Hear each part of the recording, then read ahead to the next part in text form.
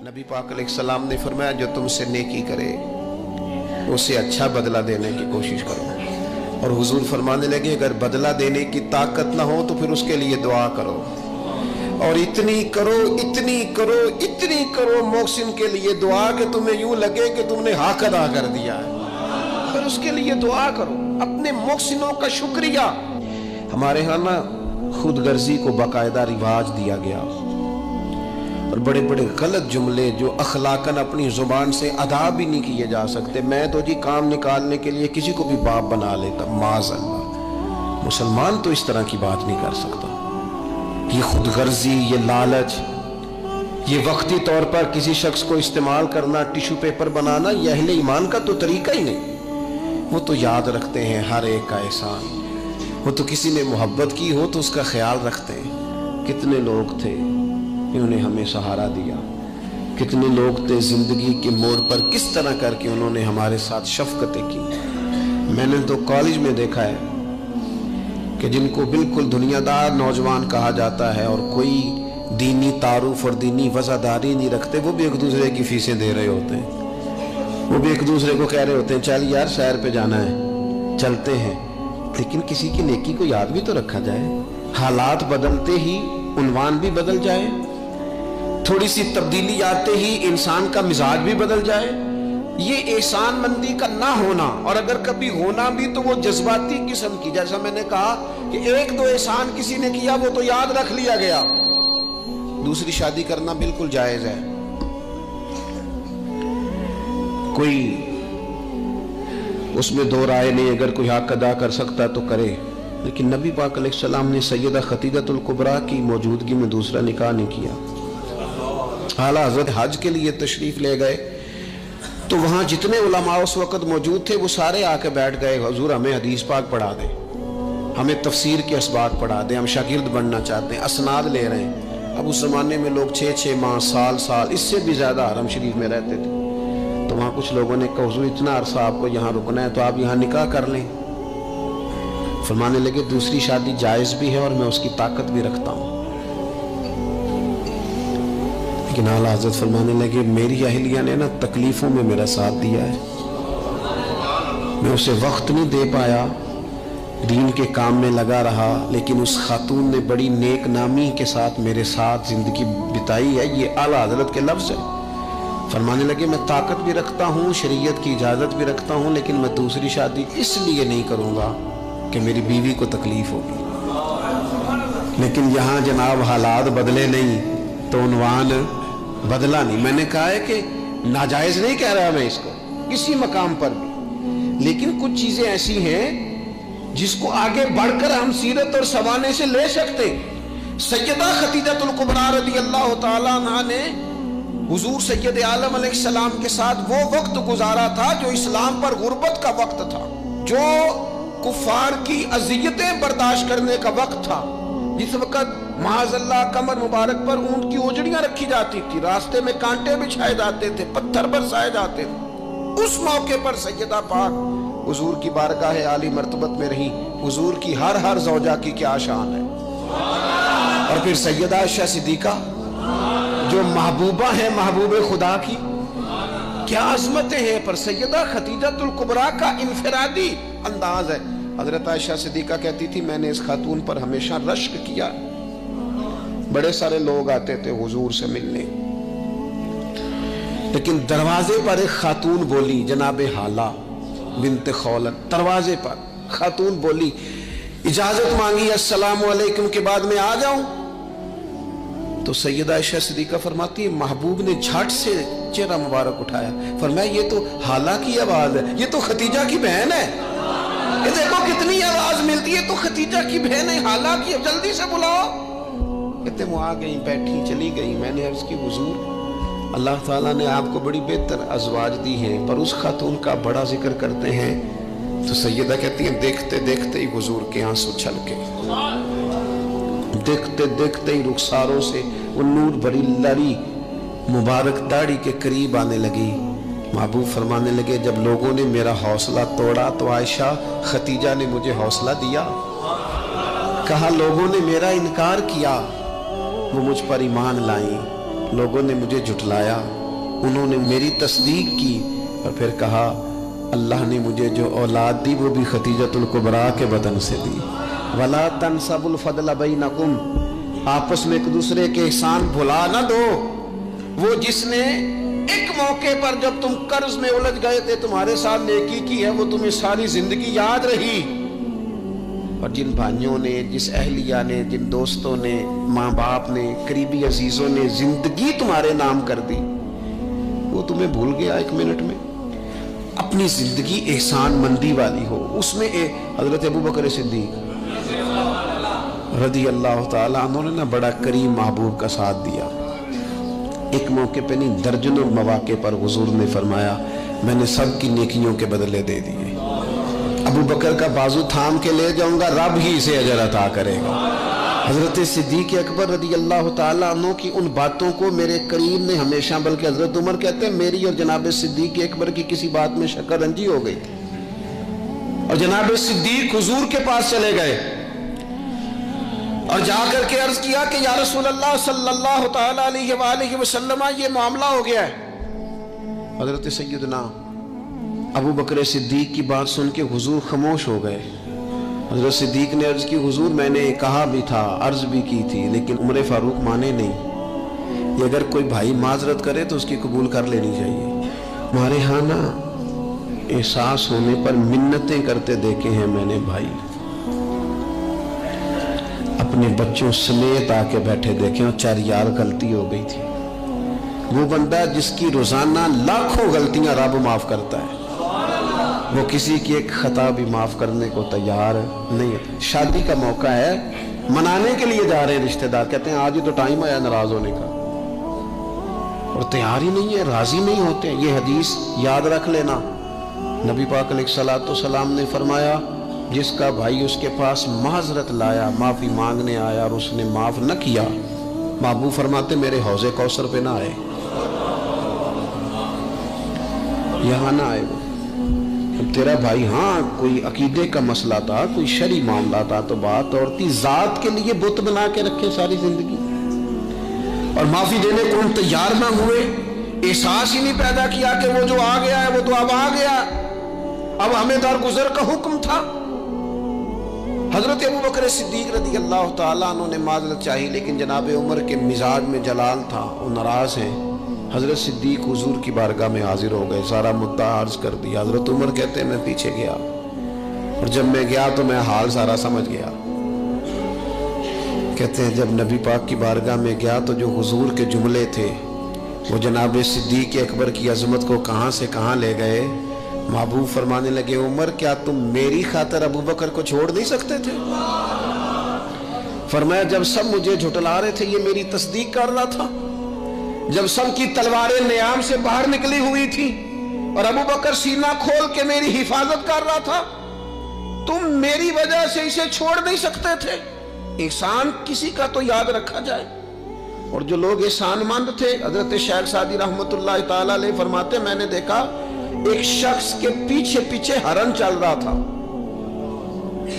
وہ ذرا میرے قریب آیا تو میں نے اسے آ کے کہا کہ یہ ہرن تو بندہ دیکھ کے بھاگ جاتا ہے، تیرے پیچھے کیسے چل رہا ہے؟ تو سعدی فرماتے ہیں وہ شخص کہنے لگا اس کا بچہ مر رہا تھا، میں نے بچایا ہے، میں نے اس کے بچے کو پانی پلایا ہے، گھاس کھلائی ہے، تو جب سے یہ دم ہلاتا ہلاتا میرے پیچھے ہے۔ حضرت سعدی فرماتے ہیں اس کے گلے میں رسی کوئی نہیں تھی، پر اگر اس کے گلے میں کوئی رسی تھی تو احسان کی رسی تھی، جس سے وہ بندھا ہوا پیچھے پیچھے چلا آ رہا تھا۔ کوئی تو ایسی رسی، یہاں تو بھائی اتنا عجیب معاملہ ہو گیا ہے۔ ہمارے ایک بہت بڑے بزرگ عالم ہیں تو ایک دن فرما رہے تھے یار حد ہو گئی ہے، جن کو پڑھایا تھا لکھایا تھا وہ مقابلے میں آ کے بیٹھ گئے، ہم نے شاگرد بنائے تھے کہ دشمن تیار کیے تھے۔ وہ عربی کا ایک محاورہ ہے نا جس سے نیکی کرو پھر اس کے شر سے بھی بچو، بعض تو اسے حضرت علی کا قول بھی کہتے ہیں۔ اپنی زندگی میں یہ مزاج کبھی نہ بنائیں، کبھی نہ بنائیں، کبھی کوئی ایسی طبیعت کے اندر بات نہ لائیں۔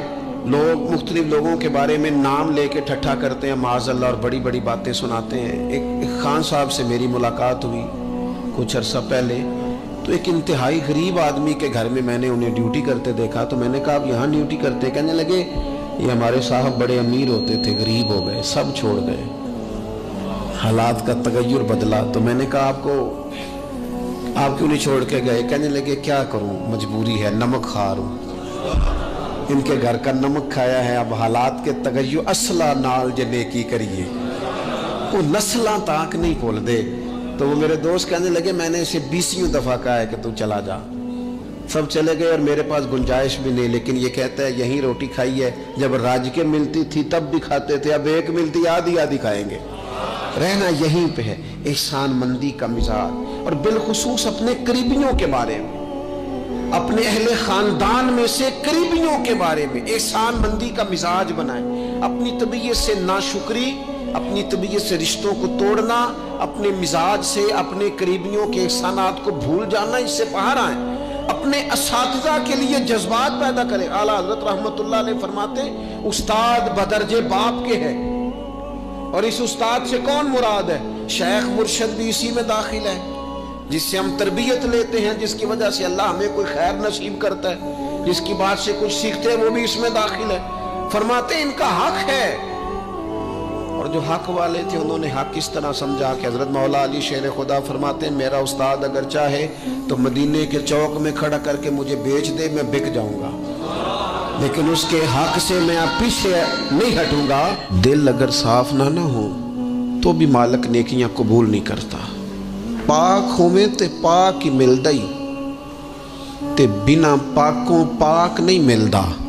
اے سارے وجود دے تون دے نالوں اکو تولا ہے ٹکڑا دل دا۔ یہ جو پاکیزگی ہے نا دل کی، یہ نہ ہو تب بھی نیک اعمال اس کی بارگاہ میں قبول نہیں ہوتے۔ نیک اعمال کی قبولیت کے لیے دل کا صاف ہونا، کشادہ ہونا، کھلا ہونا، یہ بھی ضروری ہے۔ دل میں بوجھ ہو، عداوت ہو، حسد ہو، لوگوں کے لیے کینہ بھرا ہوا ہو اور اعمال قبول ہو جائیں نہ۔ اس کریم کے کچھ فیصلے ہیں، وہ اعمال کی قبولیت کے آداب بتاتا ہے۔ وہ کہتے ہیں میری مرضی سے کرو گے تو میں قبول کروں گا۔ حدیث پاک آپ کو صحیح مسلم میں ملے گی۔ نبی پاک صلی اللہ تعالی علیہ وسلم فرماتے سوموار اور جمعرات والے دن لوگوں کے اعمال اللہ کی بارگاہ میں پیش کیے جاتے ہیں۔ دو مسلمانوں کے، دو بھائیوں کے اعمال رب کی بارگاہ میں پیش کیے جاتے ہیں۔ اعمال ہیں، نیک اعمال ہے، نیکی ہے، نماز ہے، روزہ ہے، حج ہے، زکوٰۃ ہے، صدقات ہے، وہ نیک اعمال اللہ کی بارگاہ میں جمعرات اور پیر کو پیش کیے جاتے ہیں۔ رب کریم فرماتے ٹھہر جو ذرا ان کے اعمال کو روک دو۔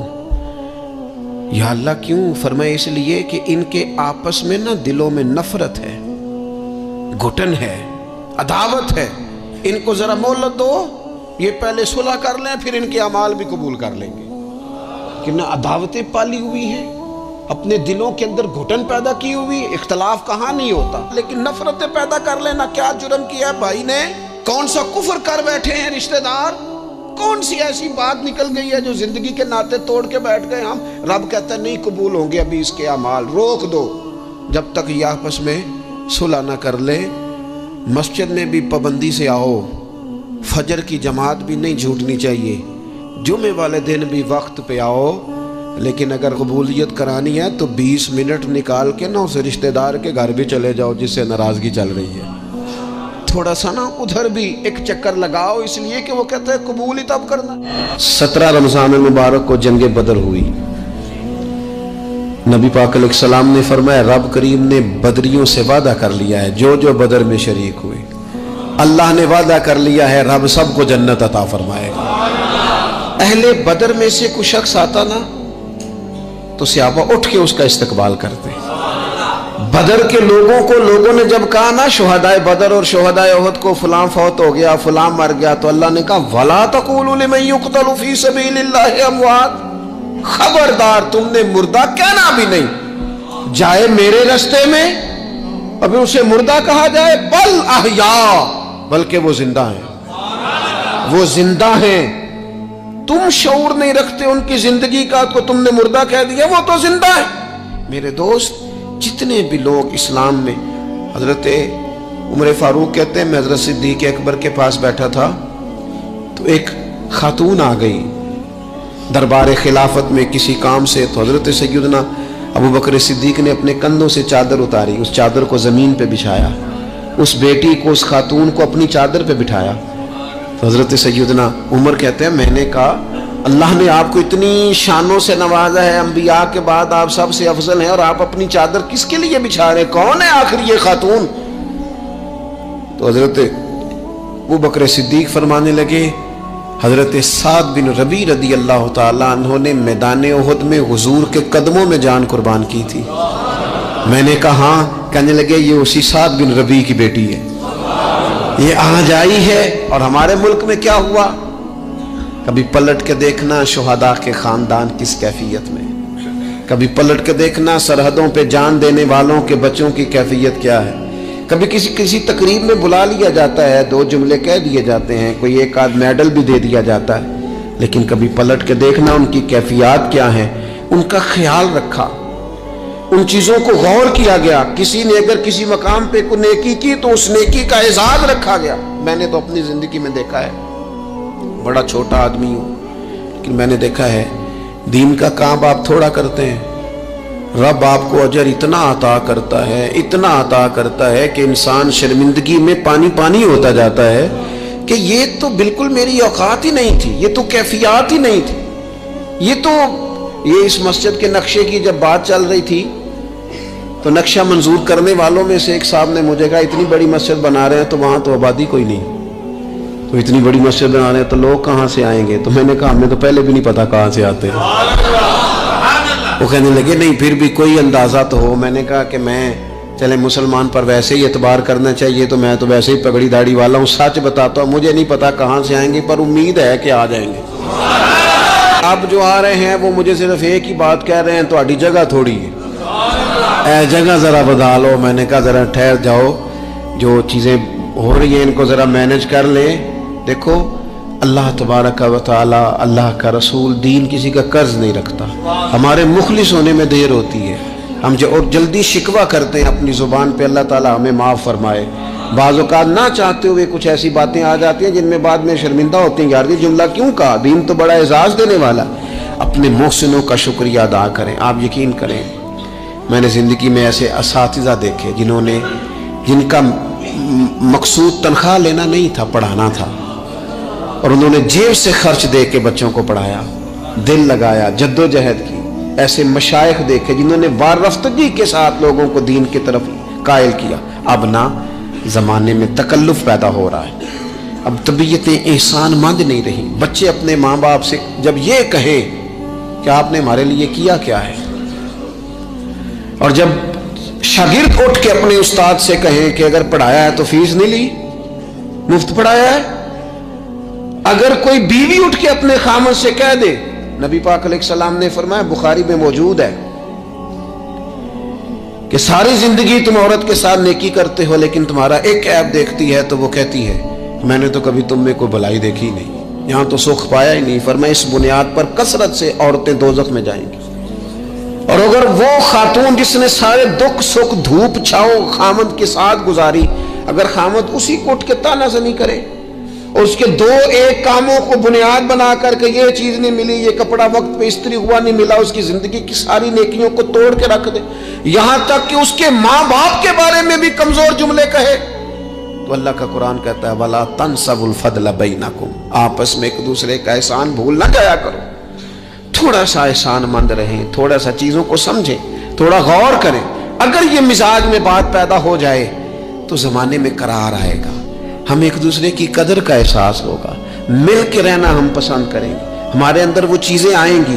یہ ادارے بنتے ہیں، یہ چلتے ہیں، لوگ آتے ہیں، میرا ہی نام ہے، مجھے ہی لوگ جانتے ہیں، میرا ہی تعارف ہوتا ہے، لیکن میں تو ابھی آیا ہوں، تو جس نے یہاں میرے آنے سے پہلے صفیں بچھائی ہیں وہ بھی تو بڑا قیمتی آدمی ہے نا، جس نے جھاڑو دیا اس کی بھی تو بڑی بات ہے نا۔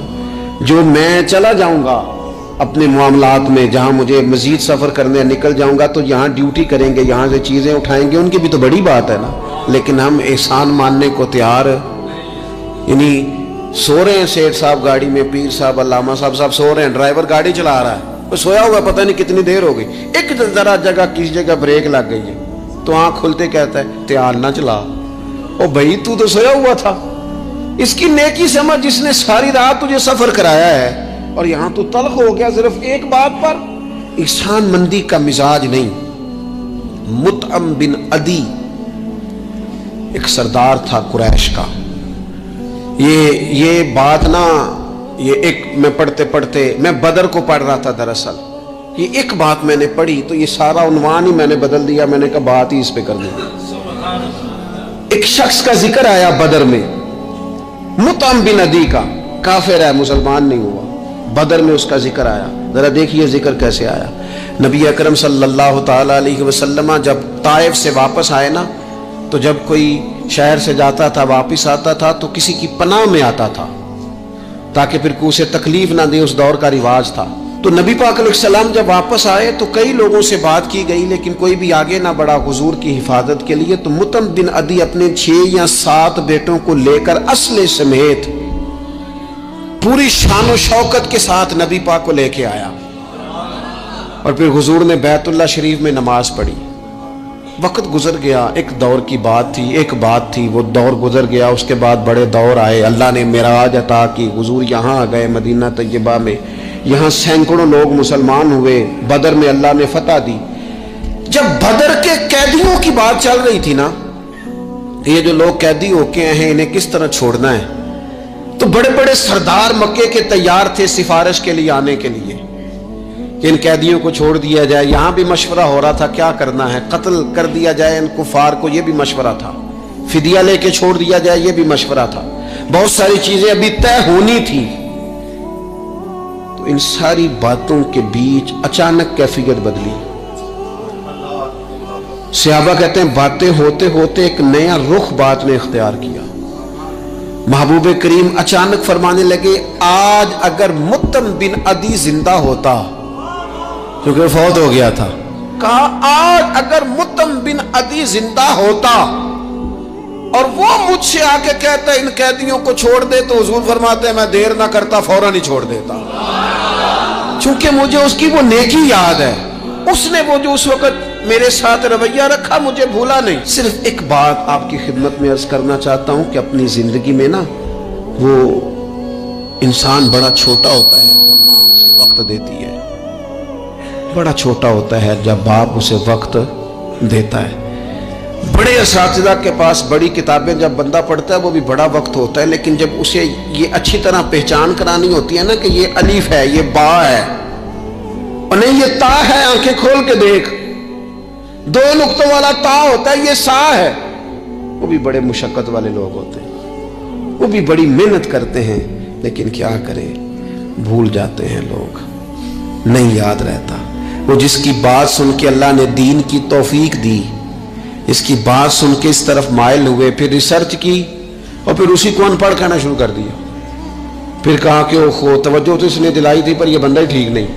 یہ ہمارے ہاں عجیب ناشکری کا اور احسان فراموشی کا مزاج آیا ہے۔ ہمیں ہمارا دین کہتا ہے آپس میں ایک دوسرے کے احسانوں کو بھلانا نہ، اور نیکی کا بدلہ ہمیشہ نیکی رکھنا۔ حضور نے فرمایا شکریہ ادا نہ کر سکو تو محسن کے لیے دعا ضرور کرنا۔ اپنی زندگی، یہ جو لوگ احسان مند ہوتے ہیں نا یہ بڑے نفیس لوگ ہوتے ہیں، یہ حدود کے اندر ہوتے ہیں، یہ بڑے باادب ہوتے ہیں، ان کی زندگی سلجھی ہوئی ہوتی ہے، ڈھلی ہوئی ہوتی ہے، یعنی یہ وہ لوگ ہوتے ہیں جن کا کوئی ہوتا ہے، یعنی ان کی کوئی سند ہوتی ہے، ان کے کوئی پیچھے ہوتا ہے، ان کی کوئی بہک ہوتی ہے، انہیں کوئی کہنے والا ہوتا ہے، ان کا کوئی استاد مرشد ہوتا ہے، انہوں نے کسی سے سیکھا ہوتا ہے، ان کی کوئی پشت ہوتی ہے، یعنی یہ وہ ہوتے ہیں جن کا کوئی ہوتا ہے۔ اور جو کہے کہ میں تو ساری محنت آپ ہی کی تھی، ابے بھی کچھ نہیں سی دیتا، پائی بھی چھڑ گئے سن، فلانا بھی تو بھائی تو ڈھلا ہوا ہی نہیں ہے، ایسا آزاد بندہ، اس طرح کی کیفیات، یہ انداز درست نہیں ہے۔ اپنی زندگی کو احسان مند بنائیں۔